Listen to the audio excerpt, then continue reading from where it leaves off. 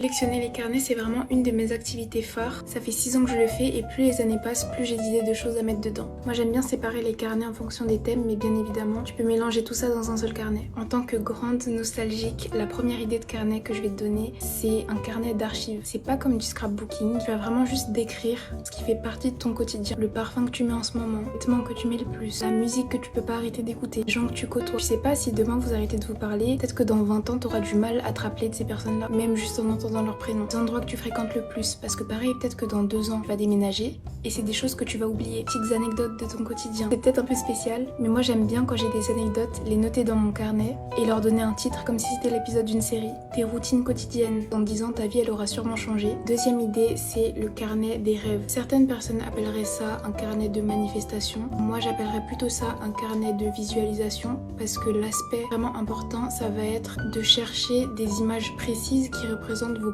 plus grands rêves dans la vie, sans aucune limite, et de venir les coller dans votre carnet en laissant une page vide à côté. Ça va vous permettre de garder une trace réelle de vos rêves et de vous laisser l'opportunité de revenir dessus plus tard pour écrire peut-être le processus ou des anecdotes de comment ce rêve est devenu réalité. Et je trouve ça un peu plus solide plutôt que juste faire une grande bucket list sur votre téléphone. Un peu plus léger, un carnet de concert. C'est très simple, chaque fois que vous allez à un concert, vous allez coller le ticket, le bracelet, noter la setlist, vos moments préférés, les artistes que vous aimeriez voir ensuite, y imprimer des photos. En général, ça prend pas énormément de place, donc vous pouvez intégrer dans votre carnet habituel ou alors vraiment utiliser des carnets assez fins. Autre idée, le carnet de voyage. Encore une fois, pas dans le but de scrapbooking. Là, l'objectif, ça va vraiment être de vous poser après chaque fin de journée en voyage, de noter ce que vous avez fait, avec qui vous êtes, ce que vous avez ressenti, avec une photo qui représente un souvenir de cette journée. Moi, j'aime bien l'esthétique, une page avec une photo, une page avec l'écriture, mais bien sûr adapté en fonction de vos préférences. Ma dernière idée, c'est d'avoir un carnet de lecture. Surtout si vous aimez lire des livres avec une certaine morale à retenir, ou des essais un peu plus complexes sur des sujets sociétaux, politiques, historiques. Moi, ce que je fais dedans,